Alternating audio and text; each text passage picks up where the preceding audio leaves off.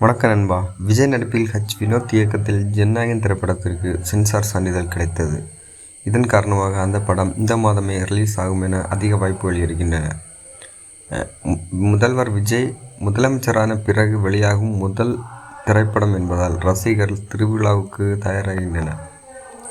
வினோத் கூட்டணியில் உருவாகியிருக்கும் திரைப்படம் ஜனநாயகன். இதில் விஜயுடன் பூஜா ஹெக், பாபி தியோஸ், மபிதா, பயஸ் உள்ளிட்டோர் நடிக்கிறார்கள். அனிருத் இசையமைப்பாளர். கடந்த ஜனவரி மாதமே படம் ரிலீஸ் இருக்க வேண்டியது.